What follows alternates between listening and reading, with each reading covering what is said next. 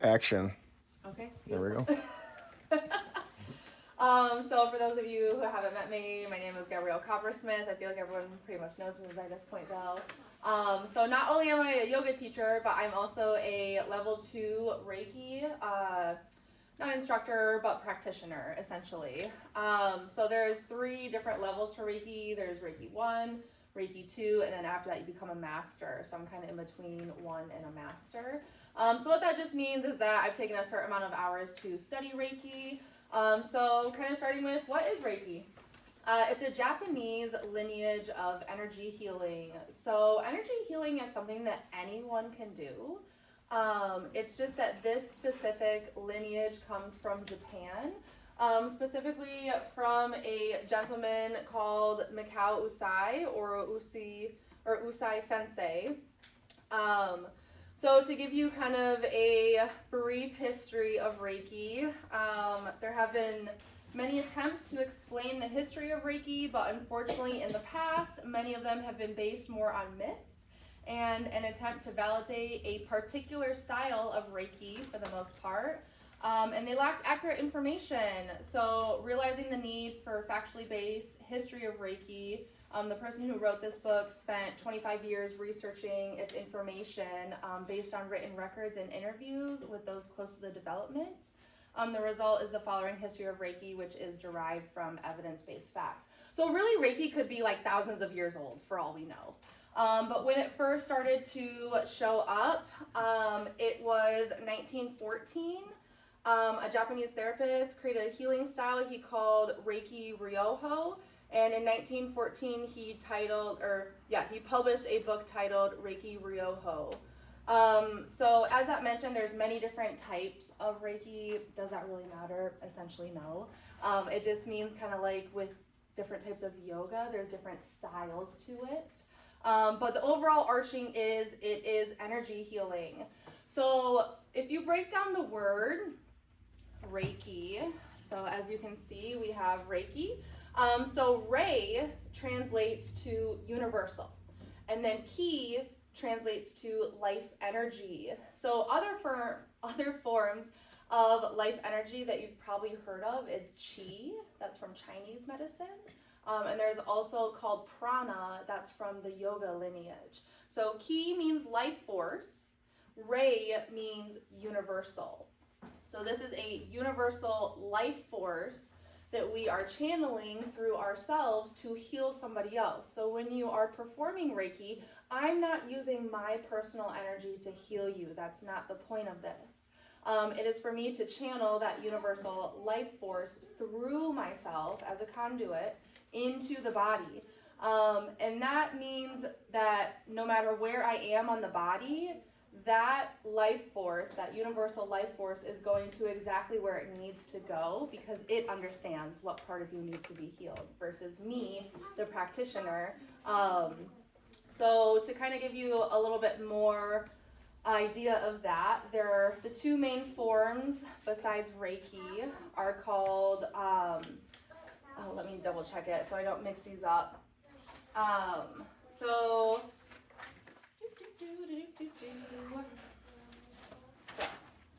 we have Byoki and we have Genki. So Byoki is seen as negative life force energy and Genki is seen as positive life force energy. So essentially, what that Reiki is trying to do is push out the Byoki, the negative, and bring in more of that Genki, the positive energy within our bodies. So how does that happen? As a Reiki practitioner, you take a certain training and you do forms of meditation that allow you to access the Reiki within you because as I mentioned, everyone is an energy healer. This is just a specific form of it. So in that training, you do specific meditations that align you with that type of life force energy, the Reiki. And then that allows you to channel it for somebody else. So most of the time, Reiki is done hands-on. There is also forms of Reiki that you can do hands-off. There's also called distance Reiki, where you can essentially just channel that energy into a person, a place, whatever it is. So again, this is all energy healing. Ways to just basically push out any negativity within ourselves and bring in that positivity. So in a Reiki session, what you would do is you would come in and you would fill out one of these forms for my personal sessions. This is what I do. So we have somebody fill out these forms, so they kind of give us an idea of any specific areas that they're looking into. Maybe it's physically, maybe it's emotionally, maybe it's mentally. Again, we all have different things that we're facing within our lives. So I kind of get an idea of where you're looking for maybe a little extra healing within the session. And then I typically take notes for myself as well, maybe a little bit before the session, but mostly after. Because just like a good massage, it takes a while for that energy to really sift through and kind of settle in. So it's not like you're gonna hop off the table and be like, oh my gosh, my whole life is so much better. You're gonna get off that table and you're gonna have time to kind of digest that. So whatever happened on the table. Now, what can happen on the table? Everybody has a different experience. And even if you come onto the table multiple times, every experience will be different than the last. So some people, when they have Reiki, they just experience tingling sensations, maybe hot and cold sensations. I've also had people who get on the table and they experience maybe visuals like colors, seeing people from their life. I've also had people who feel like they can hear things or someone talking to them. So again, very personal experience for everybody, and each and every time you take it, it's different. So Ro, if you wouldn't mind hopping up on the table, I'll have you start on your back. So just to kind of give you guys an idea of what the Reiki session looks like. Like I said, most Reiki sessions are performed hands-on. You can scoot, yeah, let's scoot down a little bit. Yeah, thank you. Most Reiki sessions are performed hands-on, but you can do hands-off Reiki as well. So when you have somebody come in for a session, they fill out the forms, and then we pretty much get you on the table. I personally like to give somebody about a 5-minute guided meditation. So I'll put on a little meditation for them. Kind of helps you get in that more relaxed state. Think the lights are off. There's just some salt lamps around. While the meditation is happening, we first start with a Bioisen scan. So what that does is I essentially go over the body, just kind of feeling into someone's energy field, because your energy just isn't within your body. You are a whole magnetic field. So you have this whole magnetic field, or also sometimes called the aura, around you. So that's why when we get close to people, just for example, when you get close to people, maybe sometimes you feel like something's off, or you feel an immediate connection with somebody. That's your magnetic fields interacting with each other. So we first start with that Bioisen scan. So we go over the body, kind of just giving an idea of where we may be feeling, maybe some stagnant energy, or that byoki, that negative energy. So this just kind of gives me an idea of where I may need to give someone a little extra hands-on or hands-off depending on their session. Me personally, after the Bioisen scan, I like to use crystals, and I will typically place some type of crystal pattern underneath the table. I couldn't tell you what pattern that is because everybody is a little bit different. So sometimes I use patterns that I feel are channeling energy down for a little grounding. Sometimes I try to use patterns that lift energy up into the crown or your head. And then after that, we would have already established this, but would you like hands-on or hands-off Reiki? Hands-on. Hands-on, okay. So I will show you guys the hands-on placement for Reiki. So just imagine if you wanted hands-off, my hands would be hovering above you instead of touching you. So we always start with the eyes. The eyes are the window to the soul, as some people say. So we always start with a little hand rubbing so you know that I'm here. And then you just start with this very light touch. For me, I always feel like the eyes really give you an idea of what's going on. Again, for me, I can also sometimes get those sensations, those visuals. But again, it's not me doing the work. It's just universal life energy coming through me, through the hands to the body. So then after that, we come and we lightly cover the ears. So starting to channel anything through your sense of hearing. Because again, our eyes and our ears take in a lot of information throughout the day. You know, we're hearing things, we're looking at things, whatever it is. After that, we would come to the top of the head, starting to get into that crown here.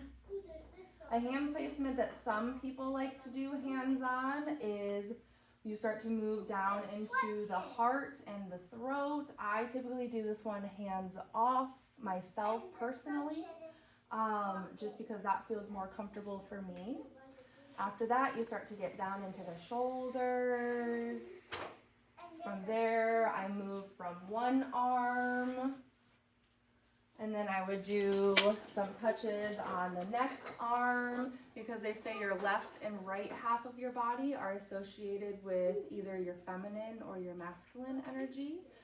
So left half is referred to as feminine and right half is referred to as masculine. So sometimes if we have like maybe a little ancestry stuff going on, something in that lineage of either on our father's side or our mother's side that we've been carrying within our own bodies, sometimes that can start to translate through here. From there, we come to the stomach, also sometimes called the solar plexus for anyone who is familiar with the nervous system or chakras. This is a place of your willpower. From that, you just kind of hover over the hip area. This is a place of emotional tension. So think of your hips being this nice, strong, stable place in your body. But that also means that things easily get stuck there as well. From there, you come down to the feet. So typically starting with one foot and then taking it to the other foot. So again, all these touches are to essentially get this Reiki, this universal life force energy channeling into the person. So even though I may be at your feet, some people may say they have that tingling sensation, maybe going on in their head, their arms. Again, it's wherever that life force energy needs to go. And then Ro, if you don't mind flipping on your stomach for me. So just a couple of hand placements on the back as well. So the front of your body is known for giving energy, so projecting energy out into the world. So that means the back side of your body is your receiving area. That's where you receive energy. So I always like to start back up at those shoulders. People think about the weight of the world being on their shoulders. So this is a nice area to get into. From there, kind of move it back to the heart space. From there, we move back to the solar plexus. And we get back into the hips as well. So again, if you were someone that did not want hands-on, I would just be above the body the whole time. Still channeling that into your energy field, but without touch. All right, Ro, if you don't mind flipping on your back for me one more time. So after we go through the hand placements, the hands-on portion, we take a moment to kind of comb through your aura or that energy field. So just starting to comb through it, kind of think of this as like combing your hair, getting out any of the gnarls, the tanglies, anything that again is just stuck or stagnant. So you would come through, or I would come through, and just comb through, kind of getting anything out in whatever patterns I noticed were there. And then once you comb everything out, you have to come back and seal it up because you don't want anything getting back into your energy system that's not supposed to be there. So again, this is just really fast paced because we don't have a whole hour to do this. But typically this portion of the practice would be about 45 minutes. Depending unless somebody wants a little bit longer or if they need a little bit longer. So you come through, you seal it up. And then for me personally in my sessions, once I have sealed that up, I will go through and I'll just take a little spray that I made. It's a smudge spray. So just kind of like a cleansing spray, think of. And I would spray it over someone 3 times. And this would signal that your session is done, your energy is cleared. And then from there, I will typically leave the room and give someone some time to adjust. Sometimes on the table you're gonna fall asleep. Sometimes when people get off the table, they're crying. So just giving them that personal space to kind of readjust to the room, readjust to this space again. And then I always ask somebody at the end, is there anything you would like to share with me? Is there anything you would like me to share with you? Sometimes they say yes, sometimes they say no, and they take it all home with them. And then after that, I typically do a follow-up with some practices that I suggest. And those practices are just based on whatever information I was getting back from the session. So let's say I noticed like there was a lot going on in like Rose's feet. And how would I know there was a lot going on? Well, I typically get really hot hands in areas where there's a lot going on. Or you just kind of sense it after a while. So if I felt like there was a lot going on in Rose's feet after a couple days of sitting with that, because I need time to digest this information as well, I would tell her to probably, walk barefoot every day for 10 minutes. I might tell her to do some massage for her feet. Something that kind of correlates with, again, whatever I was picking up within the session. Thank you so much, Ro. Yeah, of course. So yeah, that is in a quick form what a Reiki session looks like. Just helping, like I said, to move that Byoki out, bring the Genki in, and then kind of help someone assimilate all that information.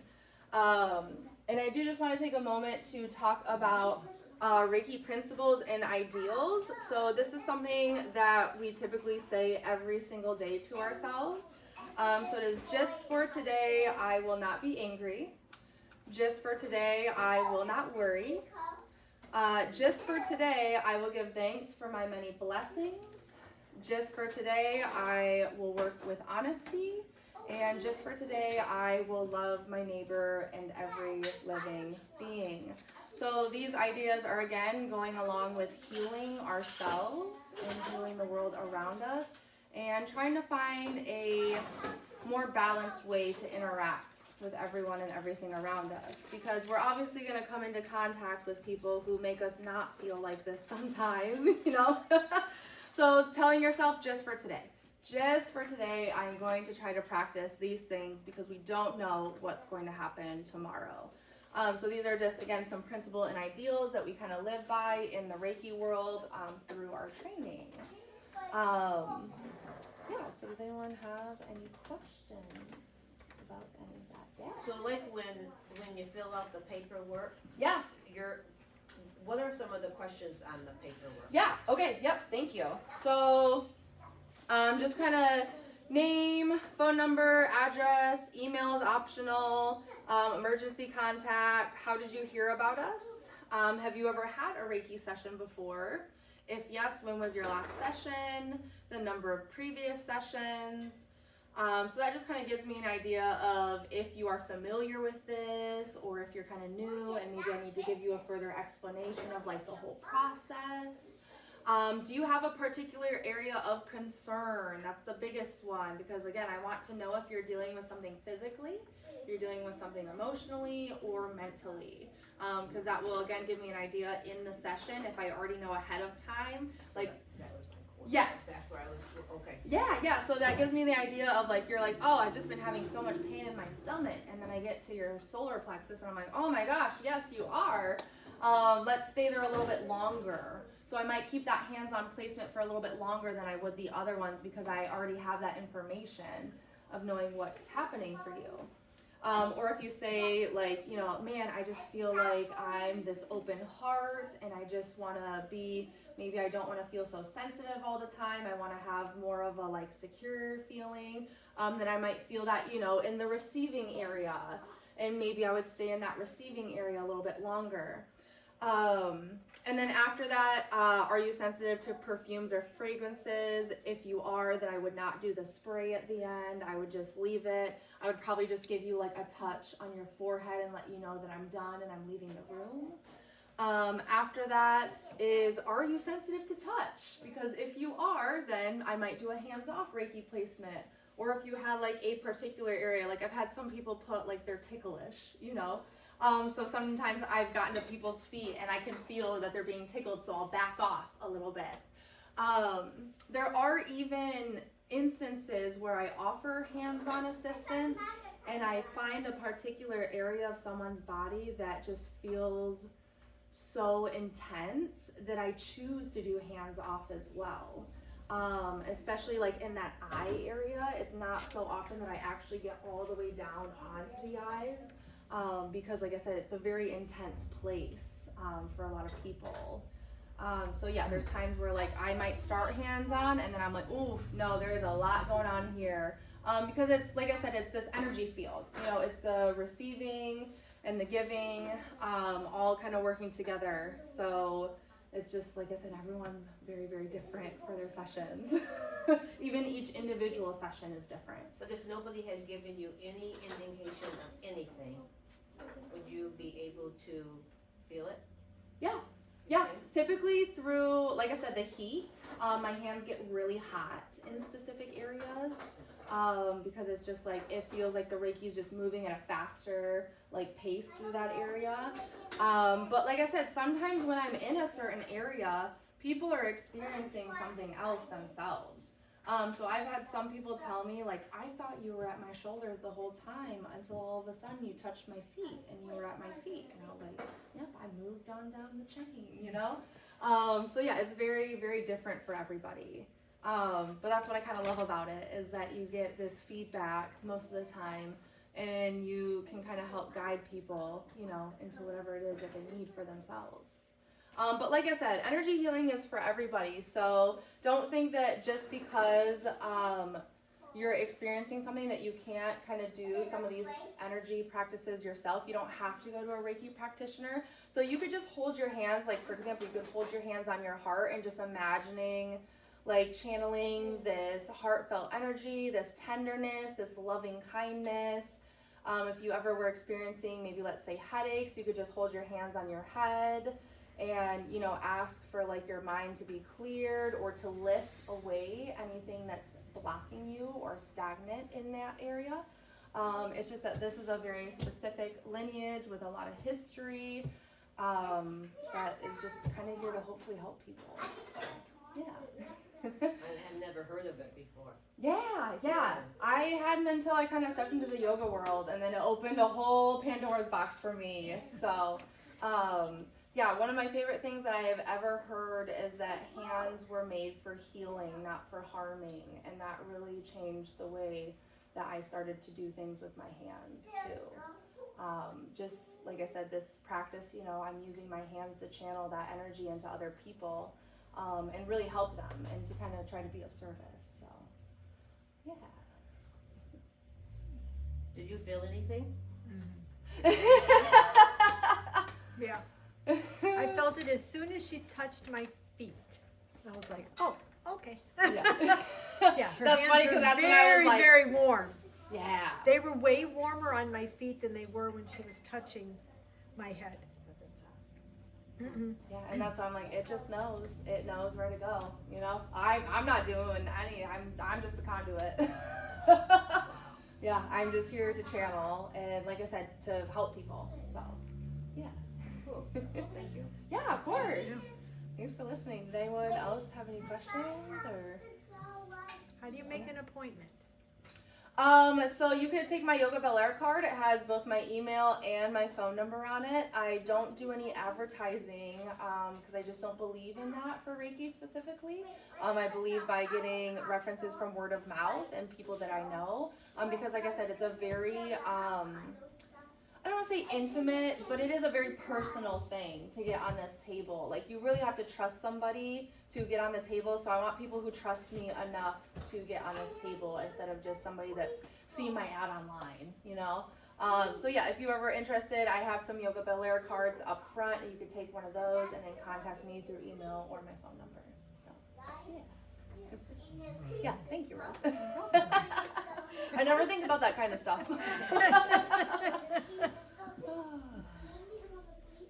Well, thanks, Gabby. Yeah. Thank you. I've been wondering about this for such a long time. It's kind of good to hear where it comes from and exactly what's going on. So Mhm. Yeah. appreciate you give a presentation like this? Yeah, actually, the like full like history. So a gentleman went up to a mountain because his sensei told him that in order to become enlightened, you have to die. And what he meant was more of like an ego death, but the student took it literally, and he went up to this mountain to essentially perish, and he just starved himself. And what happened was when he was coming back down the mountain, he tripped and he stumbled. And when he stumbled, he stubbed his toe, and then he took his hands and he placed it over his toe, and he felt the Reiki starting to channel through him. So that's kind of like the version of how Reiki got started. Is this gentleman went up to the mountains to essentially just be like, this is it. This is how I find enlightenment. And when he started coming back down, he stubbed his toe and healed himself. Right? Like, Wow. who would have ever known? Yeah. Oh. Well, thank you everyone for coming. Thank you. Yeah, thank Very you. for having us. interesting. Yeah, Yeah, of course. thank Yeah, you. right? Very interesting. I never